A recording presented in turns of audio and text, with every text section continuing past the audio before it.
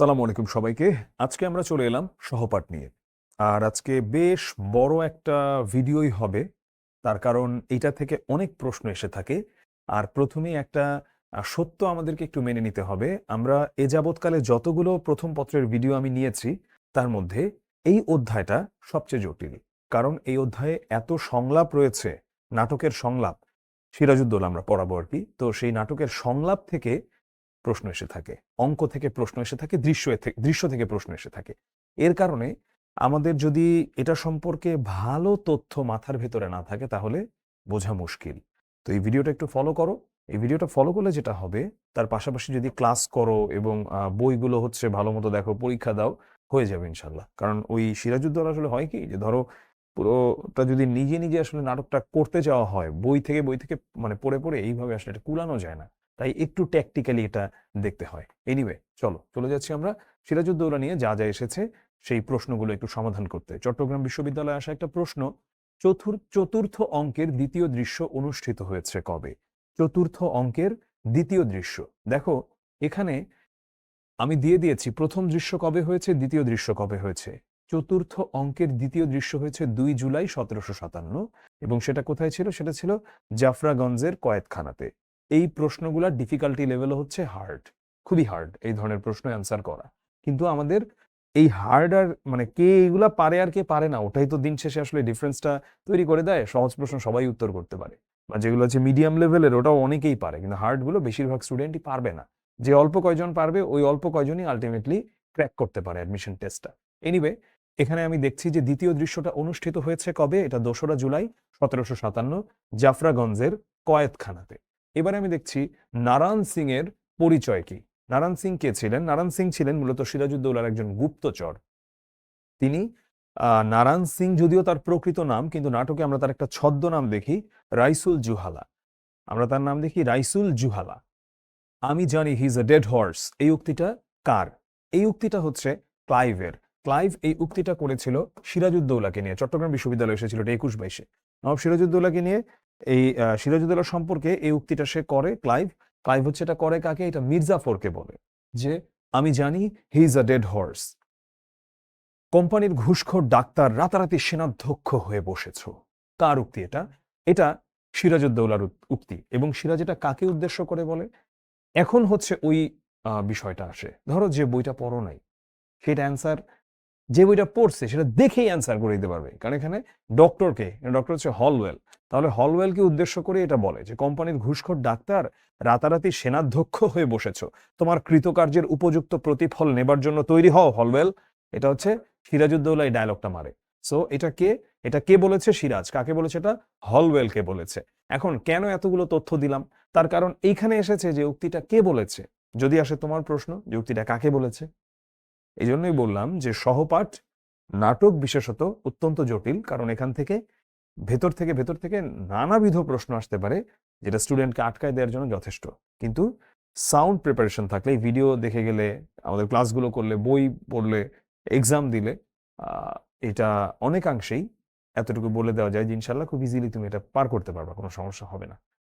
সিরাজউদ্দৌলা নাটকের প্রথম অঙ্ক, প্রথম দৃশ্যের স্থান কোথায় বা স্থানটা কি আমরা দেখি। এই যে প্রথম অঙ্ক, প্রথম দৃশ্য, তোমরা হচ্ছে ভিডিওটাকে চাইলে পজ করে এই পুরো জিনিসটা একটু লিখে নিতে পারো, তাহলে আরো ভালো হয়। প্রথম অঙ্কের প্রথম দৃশ্য কোথায়? সেটা হচ্ছে ফোর্ট উইলিয়াম দুর্গতে। এখন প্রথম আসলো, ধরো তোমার প্রশ্ন আসলো যে প্রথম অঙ্কের তৃতীয় দৃশ্য কোথায়? ঘসেটি বেগমের বাড়িতে। তাহলে এটা কোথায়? এটা হচ্ছে ফোর্ট উইলিয়াম দুর্গে। এরপরে আসি আমরা যে মোহাম্মদী বেগ কত টাকার বিনিময়ে সিরাজউদ্দৌলাকে হত্যা করে? মোহাম্মদী বেগ 10,000 টাকার বিনিময়ে সিরাজউদ্দৌলাকে হত্যা করে। ড্রামা শব্দটি এসেছে, এটা একটা গ্রিক ওয়ার্ড। সো এটা এসেছে, এটা মানে নাটক শব্দটি এসেছে নট শব্দ থেকে। নট অর্থ নড়াচড়া করা, অঙ্গ চালনা করা। নাটকের ইংরেজি প্রতিশব্দ হলো ড্রামা। ড্রামা শব্দটি এসেছে আবার গ্রিক ড্রেসিং শব্দ থেকে, যার অর্থ টু ডু বা কোনো কিছু করা। তো আমরা তাহলে জানলাম এখানে অনেকগুলা তথ্য। প্রথমে একটা যদি আসে যে নাটক শব্দটা এসেছে কোন শব্দ থেকে? নট থেকে। এবং সেটা অর্থ কি? সেটা অর্থ হচ্ছে নড়াচড়া করা। আর নাটকের ইংরেজি প্রতিশব্দ ড্রামা, এটা আমরা জানি এটা এসেছে গ্রিক শব্দ থেকে। গ্রিক কোন শব্দ থেকে? এই যে শব্দটা, যেটা এখানে আমি দাগিয়ে দিলাম। তাহলে এটা কোথা থেকে এসেছে? এটা গ্রিক শব্দ থেকে এসেছে। চট্টগ্রাম বিশ্ববিদ্যালয়ের প্রশ্ন এগুলো। সিরাজউদ্দৌলা নাটকের প্রধান গুপ্তচরের নাম কি? তিনি হলেন গিয়ে, আমি একটু আগে পড়ালাম দেখো, রাইসুল জুহালা, কিংবা তার প্রকৃত নাম হচ্ছে নারায়ণ সিং। এখন এই যে বললাম যে কেন এই তথ্যগুলা দিচ্ছি, এখন এখানে না হয় নারায়ণ সিং দিয়েছে, যদি নারায়ণ সিং না দিয়ে রাইসুল জুহালা দিয়ে রাখতো। দেখো এই প্রশ্ন কিন্তু অন্য একটা বিশ্ববিদ্যালয়ে অন্য বছরও এসেছে, আবার এখানেও এসেছে। তার মানে আমরা বুঝছি যে এই সহপাঠের নাটক কত গুরুত্বপূর্ণ, এখান থেকে কত রকম ভাবে প্রশ্ন এসে থাকে। আমার অদৃষ্ট আর কল্যাণের মাঝখানে শুধু দেয়াল আর দেয়াল। অদৃষ্ট মানে কি? মানে ভাগ্য। আহ সিরাজউদ্দৌলা নাটকে এই উক্তিটা কার? এই উক্তিটা হচ্ছে সিরাজের। সিরাজউদ্দৌলা নাটকের রচয়িতা কে? এটা আমরা জানি, সিকান্দার আবু জাফর। হত্যাকাণ্ডটা কোথায় ঘটে, তাকে কোথায় মেরে ফেলা হয়? জাফরাগঞ্জের কয়েদখানায়। জাফরাগঞ্জের কয়েদখানাতে সিরাজউদ্দৌলাকে হত্যা করা হয়। আরো তথ্য আসবে তার হত্যাকাণ্ড নিয়ে, একটু পরেই দিচ্ছি সেগুলো। ফরাসিরা ডাকাত আর ইংরেজরা অতিশয় সজ্জন ব্যক্তি, কেমন? সিরাজউদ্দৌলার এই উক্তিটা কার প্রতি? এই উক্তিটা সিরাজউদ্দৌলা মূলত করে হচ্ছে হলওয়েলকে, যে ডাক্তারের কথা একটু আগে শুনছিলাম, সেই ডাক্তার হলওয়েলকে এটা করে। গুচ্ছতে এসেছিল 22-23-এ। আমার নিষেধ সত্ত্বেও কলকাতার দুর্গ সংস্কার তোমরা বন্ধ করনি কেন? তখন হলওয়েল রিপ্লাই দেয় যে ফরাসি ডাকাতদের হাত থেকে আমরা আত্মরক্ষা করতে চাই। তখন সিরাজ বলে, ফরাসিরা ডাকাত আর ইংরেজরা অতিশয় সজ্জন ব্যক্তি, কেমন? এরকম। তো এটা হচ্ছে হলওয়েলকে বলে। কে বলে? সিরাজ বলে। আপনাকে আমরা মায়ের মতো ভালোবাসি, ঘসেটি বেগমকে উদ্দেশ্য করে এ কথা কে বলেছিল? ঘসেটি বেগমকে উদ্দেশ্য করে এ কথা বলেছিল লুৎফা। আচ্ছা, আমরা দেখি যে তাদের কনভারসেশনটা একটু, যে আপনাকে মায়ের মতোই শ্রদ্ধা করি। তখন ঘসেরি বেগম বলে, থাক, যে সত্যিকার মা তার মহলেই তো চাঁদের হাট বসিয়েছ, আমাকে আবার পরিহাস করো কেন? চাঁদের হাট মানে কি? চাঁদের হাট মানে হচ্ছে সুখের প্রাচুর্য, অনেক সুখ শান্তি ওখানে বিরাজমান, এই আর কি। সিরাজউদ্দৌলা নাটকের কয়টি দৃশ্যে সিরাজউদ্দৌলা চরিত্রের উপস্থিতি আছে? মোট 8টি দৃশ্যে সিরাজউদ্দৌলার উপস্থিতি আছে। এটা একদম মুখস্থ করে ফেলবে, এটা আমি 3 স্টার দিয়ে রাখলাম, এটা খুব গুরুত্বপূর্ণ। কয়টি দৃশ্যে সিরাজউদ্দৌলার উপস্থিতি আছে? 8টি দৃশ্যে। এই নাটকে মোট অঙ্ক কয়টা? এগুলো আমাদের খুবই গুরুত্বপূর্ণ তথ্য। এটাও 3 স্টার। মোট অঙ্ক হচ্ছে 4টা। মোট দৃশ্য কয়টা? মোট দৃশ্য হচ্ছে 12টা। নবাব সিরাজের সরাসরি উপস্থিতি মোট কোথায়? নবাব সিরাজের সরাসরি উপস্থিতি মোট 8টি দৃশ্যে। লং লিভ নবাব জাফর আলী খান উক্তিটি কার? উক্তিটি হলো লর্ড ক্লাইভের। তো সিরাজউদ্দৌলা নাটকের উদ্ধৃতির আমরা দেখি, ক্লাইভ বলছে long live Jafar Ali Khan, but what is this? Nawab মসনদের পাশে দাঁড়িয়ে আছেন, ইনি কি নবাব না ফকির? মীর জাফর তখন বিনয়ের সঙ্গে বলে, কর্নেল সাহেব হাত ধরে তুলে না দিলে আমি মসনদে বসবো না। তাহলে এটা কে? এই উক্তিটা কার? উক্তিটা হচ্ছে লর্ড ক্লাইভের। সিরাজউদ্দৌলা নাটকের নবাব সিরাজের হত্যাকারীকে? নবাব সিরাজের হত্যাকারী হচ্ছে মোহাম্মদী বেগ। আমরা এইভাবে মনে রাখতে পারি, সেই যে কয়েদখানা যেখানে তাকে হত্যা করা হয়, এই মোহাম্মদী বেগ হচ্ছে একটা একটা পথের অনাথ ছেলে ছিল, যাকে সত্যভাবেই যাকে ঘরে তুলে আশ্রয় দেয় হচ্ছে, এবং যাকে অনেক আদর যত্নে স্নেহে বড় করে সিরাজউদ্দৌলার বাবা। এবং সেই মোহাম্মদী বেগই দিন শেষে সিরাজউদ্দৌলাকে মাত্র 10,000 টাকার বিনিময়ে, যদিও ওই সময়কার 10,000 টাকা মানে ধরলাম এখনকার দিনের 2-3 কোটি টাকা, তো সেটা হিসাবে অবশ্যই অনেক টাকা, বা অ্যাটলিস্ট 1 কোটি টাকা। তো খুব নৃশংসভাবে হত্যা করে একে, সিরাজউদ্দৌলাকে। রসের দিক থেকে সিরাজউদ্দৌলা কোন শ্রেণীর নাটক? এটা হচ্ছে করুণ রসাত্মক, মানে পড়তেও যেমন ভালো লাগে, আবার কিন্তু পড়লে কষ্ট লাগে। এটাকে আমরা বলি কি? করুণ রসাত্মক। এটা শুধু যে নাটকের ক্ষেত্রে হয় তা না, এটা মিউজিকের ক্ষেত্রেও হয়। যেমন আমরা যদি ইন্ডিয়ান ক্লাসিক্যাল মিউজিক দেখি, সেখানে আলাদা করে এই রাগের ধরন থাকে, যে করুণ রসাত্মক রাগ, যেটা শুনতে ভালো লাগে কিন্তু শুনলে আবার খুব খারাপ লাগে। আচ্ছা, এটা কিভাবে মনে রাখবা? যেমন রাগ বেহাগের কথা আমরা বলতে পারি। ধরো, যেটা হচ্ছে কন্যা বিদায়ের সময় সানাইয়ে বাজানো হয়। একটা কন্যা চলে যাচ্ছে, বিয়ের আনন্দ আছে, আবার তার সঙ্গে কিন্তু একটা বিষাদও জড়িয়ে আছে। কারণ সে তার বাবার বাড়ি ছেড়ে চিরদিনের জন্য সে চলে যাচ্ছে। সে হয়তো এখানে আসবে, সে আসবে অতিথি হিসেবে, আর কখনোই সে পার্মানেন্টলি থাকতে আসবে না। তাহলে করুণ রসাত্মক বলতে আমরা কি বুঝি সেটা আমরা বুঝলাম। আর এইখানে করুণ রসাত্মক কাকে বলছি আমরা? সিরাজউদ্দৌলা। এটা কোন ক্যাটাগরি বা কোন শ্রেণীর নাটক? এটা একটা করুণ রসাত্মক নাটক। পলাশীর যুদ্ধে ইংরেজ পক্ষের নেতৃত্ব দেয় কে? ইংরেজ পক্ষের নেতৃত্ব দিয়েছেন ক্লাইভ। ইংরেজ পক্ষের নেতৃত্ব দিয়েছে কে পলাশীর যুদ্ধে? ইংরেজ পক্ষের নেতৃত্ব দিয়েছে ক্লাইভ। মৃত্যুকালে সিরাজের মুষ্টিবদ্ধ হাত কিসের প্রতীক? এটা ঢাবি ক্ষয় ইউনিটে একদম রিসেন্ট আসা প্রশ্ন। এটা হচ্ছে শেষ প্রচেষ্টা, অন্তিম প্রচেষ্টা। শেষবারের মতো বাঁচার চেষ্টা, আর মুষ্টিবদ্ধ হাত দ্বারা তার বেঁচে থাকার জন্য প্রাণপণে লড়ে যাওয়ার বিষয়টিকে ইঙ্গিত দেওয়া হয়েছে। এটাকে কি বলা হচ্ছে? অন্তিম প্রচেষ্টা বা শেষ প্রচেষ্টা। সিরাজউদ্দৌলা নাটকে দ্য ব্রেভেস্ট সোলজার, এটা কাকে আখ্যা দেওয়া হয়েছে? এটা মীর মর্দানকে দেওয়া হয়েছে। ফরাসি সেনাপ্রধান সাফরে মীর মর্দানকে দ্য ব্রেভেস্ট সোলজার বলে আখ্যায়িত করেন। তাহলে আমরা যদি জানি যে মীর মর্দানকে কে ব্রেভেস্ট সোলজার হিসেবে আখ্যায়িত করেছেন, সেটা করেছেন ফরাসি সেনাপ্রধান সাফরে। মীর মর্দান এবং মোহনলালকে দেশপ্রেমিক রূপে চিত্রিত করা হয়েছে। মীর মর্দান ছিলেন বাংলার শেষ স্বাধীন নবাব সিরাজউদ্দৌলার একজন গোলন্দাজ সেনাপতি, যিনি মৃত্যুবরণ করেন 1757 সালের 23শে জুন, মানে পলাশীর প্রান্তরে মীর মর্দান শহীদ হন। আমার এতদিনের ভুল সংশোধন করার এই শেষ সুযোগ আমাকে নিতে হবে। সিরাজ কোন প্রসঙ্গে এ কথাটি বলেছিলেন? খ ইউনিটের একটা প্রশ্ন। এটা হলো যুদ্ধক্ষেত্রে সরাসরি গমন, যুদ্ধক্ষেত্রে তিনি সরাসরি উপস্থিত থাকবেন, এটা নিয়েই হচ্ছে এই উক্তিটা তিনি করেন। এখন থেকে কারো শান্তিতে আর কোনো বিঘ্ন ঘটবে না। সিরাজউদ্দৌলা নাটকে যিনি এই আশাবাদ ব্যক্ত করেছেন মীর জাফর। আচ্ছা, মীর জাফরকে নিয়ে আমরা কিছু তথ্য জানি। তার প্রকৃত নাম হচ্ছে জাফর আলী খান। সিরাজের প্রধান সেনাপতি। পারস্য থেকে নিঃস্ব অবস্থায় তিনি হিন্দুস্তান এসেছিলেন। পারস্য বলতে বর্তমান ইরানের যে সাইডটা, ওইদিকে। সিরাজের মৃত্যুর পর তিনি ক্ষমতায় বসেন। 1765 সালে এই মীর জাফর কুষ্ঠরোগে মারা যায়। আর আমরা জানি মীর জাফর হচ্ছে একটা গালি, কারণ উনি যেই পরিমাণ বিশ্বাসঘাতকতা করেছেন নবাবের সঙ্গে, এটার কারণে রীতিমতো দেশ বেচে দেওয়া আর কি। 200 বছরের জন্য তারা আমাদের দেশকেই বেচে দিয়েছেন, দিন শেষে নিজেও কিছু পায় নাই। সিরাজউদ্দৌলা নাটকে স্ট্যান্ডিং লাইক পিলার্স বলতে কি বোঝানো হয়েছে? নবাবের সৈন্যদের কথা এখানে বোঝানো হয়েছে, কারণ তারা নড়চড় করে নাই। তো ইংরেজদের সাথে যখন প্রাণপণে যুদ্ধ করে, সিরাজের অধীন মীর জাফরের তত্ত্বাবধানে থাকা সৈনিকগণ যুদ্ধে অংশগ্রহণ না করে দাঁড়িয়ে দাঁড়িয়ে পরাজিত হতে দেখে, মানে মজা দেখতেছে এরকম। এইটাকেই হচ্ছে বলেছে স্ট্যান্ডিং লাইক পিলার্স। এই উক্তিটা কে করে? এটা করে ওই ফরাসি সাফরে, তিনি হচ্ছে এই উক্তিটা করেছিলেন। ইতিহাসের একজন সামন্ত নবাব হয়েও সিরাজউদ্দৌলা নাটকে সিরাজ চরিত্রটি হয়ে উঠেছে কি? একজন দেশপ্রেমিক নেতা। ষড়যন্ত্র জাল ছিন্নকারী না করতে পারে নাই, এটাতে অনেক ব্যর্থ বলেই সিরাজ হারছে। জনদরদির কোনো কিছু আমরা পাই না, আর সিরাজকে খুব একটা লড়াকু বীর হিসেবে আমরা নাটকে পাই না, কিন্তু তিনি অত্যন্ত দেশপ্রেমিক ছিলেন। তো দেশপ্রেমিক হবার কারণেই হচ্ছে আমরা এখানে তাকে এই অপশনটা সিলেক্ট করছি। আপনাকে আমার মায়ের মতো ভালোবাসি, এই কথাটা কে বলেছিল? এটা একটু আগেও ছিল, অন্য একটা বিশ্ববিদ্যালয়ে অন্য সেশনে এসেছিল, এটা লুৎফা বলেছিল। আচ্ছা, ঘসেটি বেগমকে। পরোক্ষ তার নামে দেশ শাসন করবেন, পরোক্ষ তার নামে দেশ শাসন করবেন রাজবল্লভ।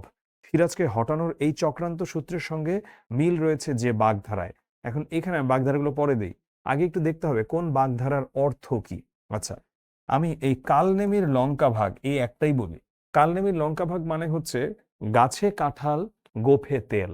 মানে এখনো তুমি কাজ করো নাই, কিন্তু তুমি বসে বসে ফ্যান্টাসি দেখছো, যেটা অনেক স্টুডেন্টই করে। পড়াশোনার নামগন্ধ নাই, কিন্তু সে কল্পনায় নানা রকম ছবি আঁকতে থাকে। বিশ্ববিদ্যালয় জীবনে গিয়ে এই করবে, সেই করবে, প্রেম করবে, হ্যান করবে, ত্যান করবে।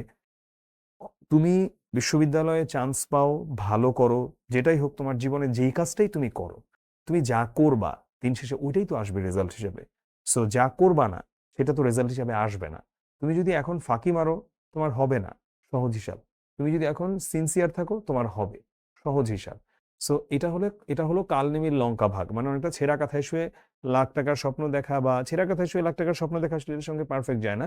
গাছে কাঁঠাল গোফে তেল যায়, মানে একটা কাজ না করে ওটার ফল ভোগ নিয়ে অনেক ফ্যান্টাসি করতে থাকা, এমন আর কি। এটাকে বলতে পারো কালনেমির লঙ্কা ভাগ। তো পরোক্ষ তার নামে দেশ শাসন করবে রাজবল্লভ, ওইটা আর কি, যে দেশ শাসনের চিন্তায় চলে গেছে। ক্লাইভের মতো একটা শয়তানের সাথে হাত মিলাইছে, সিরাজকে হটাবে। আর সিরাজকে হটানোর পরে ক্লাইভ তোমাকে ক্ষমতা দিয়ে দিবে। ক্লাইভ তাহলে তুমি তো মানে বোকার স্বর্গে বাস করছে বাঙালি। বাঙালি বোকার স্বর্গেই বাস করে, বোকার স্বর্গে বাস করে বলেই এই ধরনের উক্তি করতে পারে। আজ আমার ভরসা আমার সেনাবাহিনীর শক্তি নয়। সিরাজউদ্দৌলা তাহলে পলাশীতে কিসের উপর ভরসা করতে চেয়েছিলেন? সেটা চেয়েছিলেন তিনি মীর জাফর এবং রায়দুর্লভের স্বদেশ প্রেমের উপরে, কারণ তারা বেশ কয়েকবার বিশ্বাসঘাতকতা করেছেন। তাই নবাবের এইবার মানে রিয়েলাইজেশনটাই এমন ছিল যে ওরা যদি দেশপ্রেমটা দেখাতে পারে যুদ্ধক্ষেত্রে, তাহলে আমরা আজকে জিতে যাব, কিন্তু ওরা যদি ওখানে গিয়ে ফাতরামি করে, তাহলে উই আর গন। শওকত জং আপনাদেরই ছেলে, সে নবাবী পেলে প্রকারান্তরে আপনারাই তো দেশের মালিক হয়ে বসবেন। এই নাটক মানে সিরাজউদ্দৌলা নাটকে ঘসেটি বেগম কাকে উদ্দেশ্য করে উক্তিটি করেন? এটা তিনি জগৎ শেঠকে উদ্দেশ্য করে উক্তিটি করেন, জগৎ শেঠকে উদ্দেশ্য করে। রাত বেরাতে চলাফেরা করি, ভূত পেতনির সঙ্গেও যোগ রাখতে হয়। সিরাজুদ্দৌলা নাটকে উক্তিটি কে করেন? এই উক্তিটা করেন রাইস। রাইস বলতে রাইসুল আর কি, তাকে সংক্ষেপে দেখবা যে নাটকের মধ্যে নানা জায়গাতে তাকে রাইস লেখা হয়েছে, কারণ রাইসুল পুরা মানে নামটা তার লেখা হয় না, যেহেতু তার নামটা বড়। আচ্ছা, প্রথম অঙ্কের তৃতীয় দৃশ্যের স্থান কোথায়? প্রথম অঙ্কের তৃতীয় দৃশ্যের স্থান হচ্ছে ঘসেটি বেগমের বাড়ি। তোমাদের জন্য এই প্রতিটা অঙ্কের মানে প্রথম অঙ্কের তৃতীয় দৃশ্য, এই অঙ্ক এবং স্থানগুলো মনে রাখা এটা তোমাদের জন্য বাধ্যতামূলক, কারণ এখান থেকে প্রশ্ন এসে থাকে। ওয়াটসনের সই জাল কে করেন? ওয়াটসনের সই জাল করেন হচ্ছেন লুসিংটন। ওয়াটসনের সই জাল করে কে? লুসিংটন। ব্রিটিশ সিংহ ভয়ে লেজ গুটিয়ে নিলেন, এই বড় লজ্জার কথা। এই উক্তিটা কার? এই উক্তিটা হচ্ছে উমিচাঁদের। উক্তিটা কার? উমিচাঁদের। রস বিচারে সিরাজউদ্দৌলা কেমন নাটক? আমি একটু আগে কিন্তু বলছিলাম যে এটা হচ্ছে করুণ রসাত্মক, কিন্তু আমাদের কাছে আরো একটা অপশন থাকে, সেটা হলো ট্র্যাজেডি ধর্মী।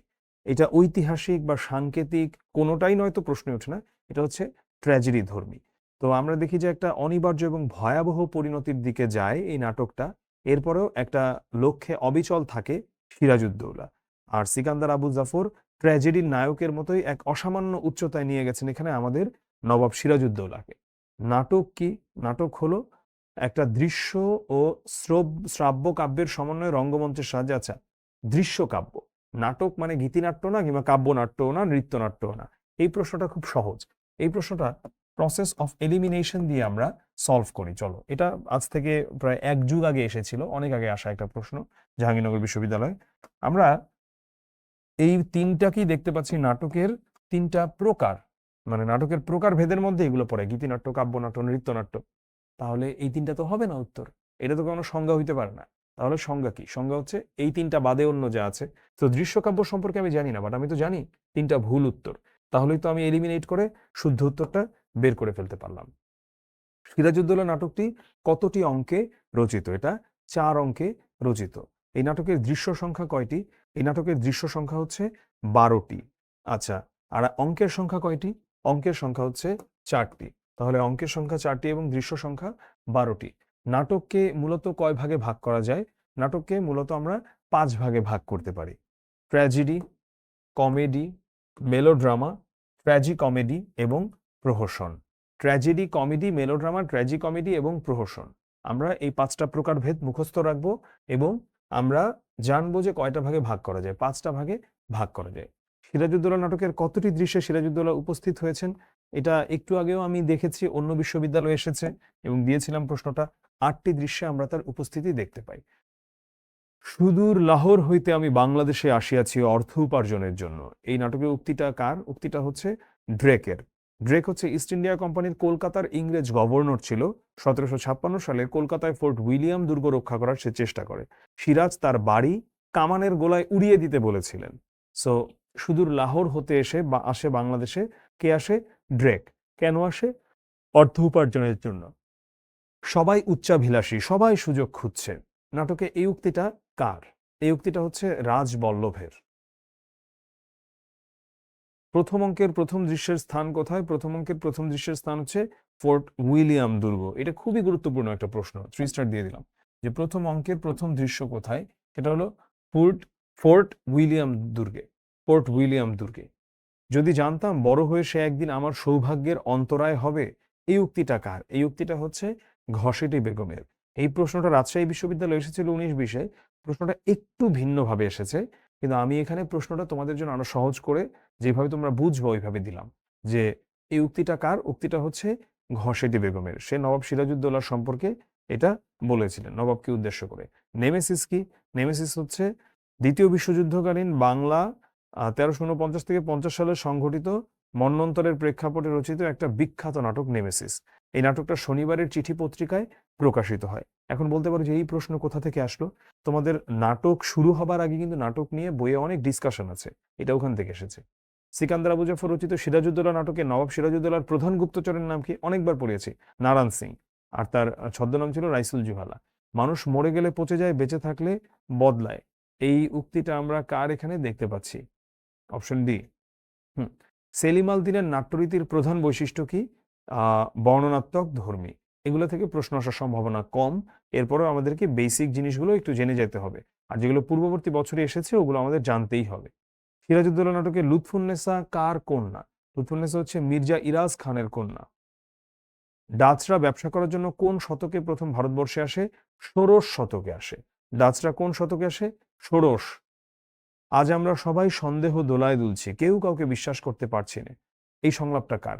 এই সংলাপটা হচ্ছে মীর জাফরের। সিরাজউদ্দৌলার প্রধান প্রতিবন্ধকতা কি ছিল? প্রাসাদ ষড়যন্ত্র। প্রাসাদ ষড়যন্ত্র ছিল তার, আমরা ইংরেজদের ষড়যন্ত্র না, ইংরেজদের ষড়যন্ত্রটা ভেস্তে যেত যদি তার আপন মানুষগুলো তার পক্ষে থাকতো, তারা থাকে নাই। ফরাসিরা এখানে কোনো প্রশ্নই আসতেছে না, পরিবার প্রীতিও আমরা এখানে দেখতে পাই না, দেখতে পাই প্রাসাদ ষড়যন্ত্র।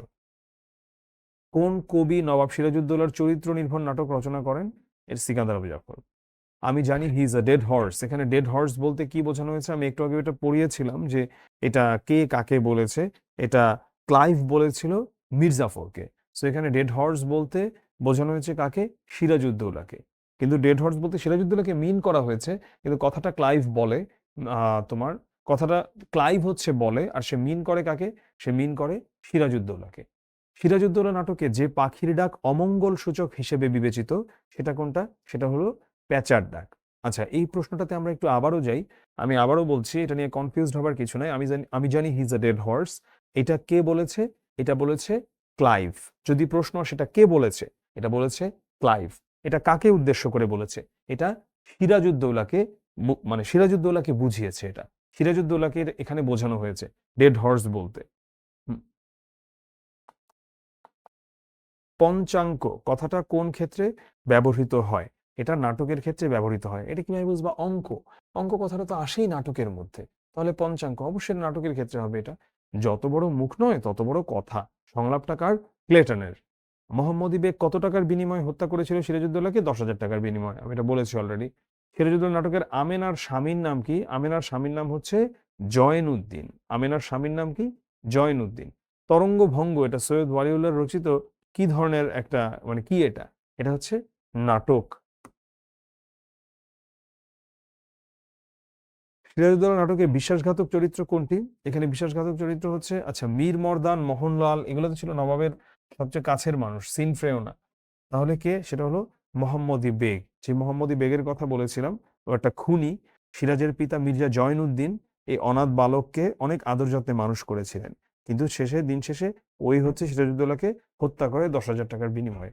আর সিরাজউদ্দৌলা নাটকের ইনি কি নবাব না ফকির, কে কাকে উদ্দেশ্য করে বলেছে? এটা হলো আমরা দেখতে পাই যে ক্লাইভ এটা মীর জাফরকে উদ্দেশ্য করে বলেছে। আর ভীরু প্রতারকের দল চিরকালই পালায়, এটা কার সংলাপ? এটা হলো সিরাজউদ্দৌলার সংলাপ। We have come to earn money আর not to get into politics, এই উক্তিটা কার? এই উক্তিটা হচ্ছে ওয়াটসের। উক্তিটা কার? উক্তিটা হলো গিয়ে ওয়াটসের। দ্বিতীয় অঙ্কের প্রথম দৃশ্যের স্থান কোনটি? দ্বিতীয় অঙ্কের প্রথম দৃশ্যের স্থান হচ্ছে নবাবের দরবার। দ্বিতীয় অঙ্কের প্রথম দৃশ্যের স্থান হচ্ছে নবাবের দরবার।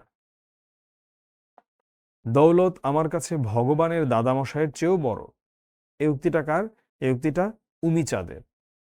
কোন কবি নবাব সিরাজউদ্দৌলার চরিত্র নির্ভর নাটক রচনা করেন? আমরা জানি এটা করেছেন সিকান্দার আবু জাফর। সিকান্দার আবু জাফর তো মূলত একজন কবি। নাটকে নবাবের প্রধান গুপ্তচরকে অনেকবার এসেছে, এটা নারায়ণ সিং কিংবা রাইসুল জুহালা। বিশ্বাসঘাতকতা করেছে কারা? রাইসুল জুহালা অপশনটা আছে, তার মানে করে নাই। সাফরে আছে, করে নাই। আহ মোহনলাল আছে, করে নাই। তাহলে আছে এই অপশনটা, এরাই করছে, উমিচাঁদ আর হচ্ছে মির্জাফর।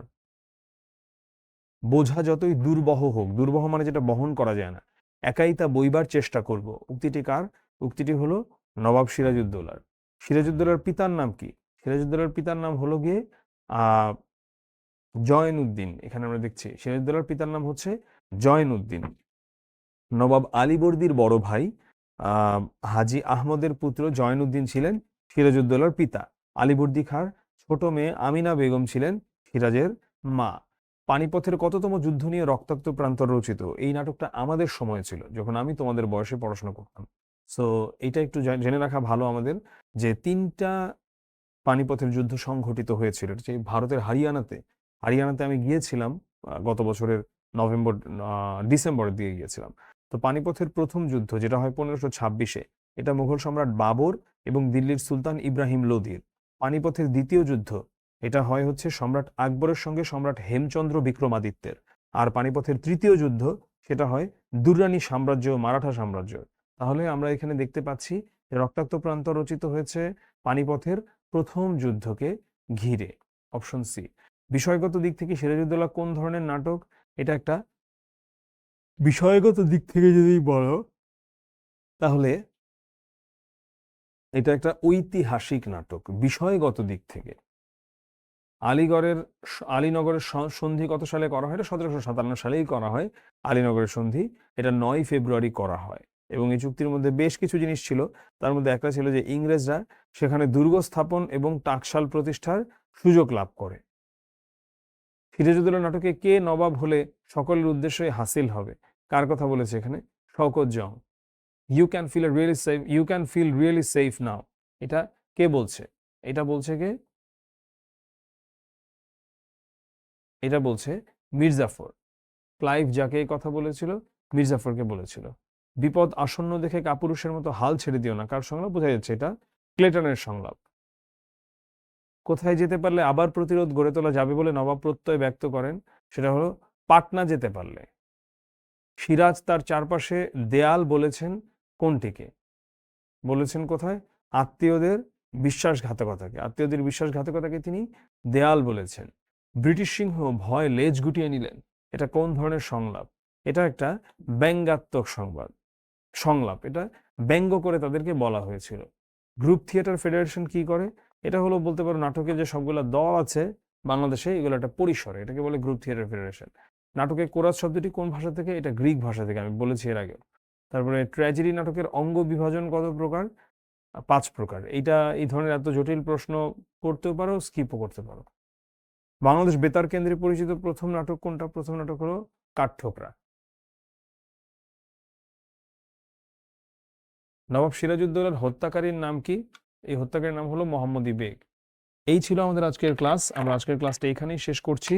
আর আজকের ক্লাসে বেশ জটিল অনেক কিছু আসলো। আমি বলে দিচ্ছি যে অঙ্ক এবং দৃশ্য কোনটার সংখ্যা কত, কোনটাতে প্রথমে কোন দৃশ্য মানে স্থান কোথায় ছিল, শেষেরটাতে স্থান কোথায় ছিল, এইগুলো আমাদের একদম মানে মাথায় গেঁথে ফেলতে হবে, নাম্বার 1। নাম্বার 2 হচ্ছে যা যা গুরুত্বপূর্ণ উক্তি কাহিনী বা এমন কিছু আছে সেগুলো আমাদের মাথায় গেঁথে ফেলতে হবে। দেখা যাবে যে হয়তো এটা নিয়ে তুমি অনেক টেনশন থাকলো তোমার মাথায়, কিন্তু সবচেয়ে সহজ প্রশ্ন এখান থেকে আসলো, তাই স্কিপ করার তো কোনো মানেই নাই। সো এটা আমাদের একটু মাথায় রাখতে হবে। দেখা গেলো একদম সহজ একটা প্রশ্ন আসলো যে রাইসুল জুহালা কার ছদ্মনাম ছিল? তুমি দেখেই পারলা, এটা তো ভাই ক্লাসেই পড়াইছিল, নারায়ণ সিং। এই হলো আমাদের আজকের ক্লাস। সবাই ভালো থাকো, সুস্থ থাকো, সবার প্রতি অনেক শুভকামনা থাকলো। আল্লাহ হাফেজ, সালামু আলাইকুম।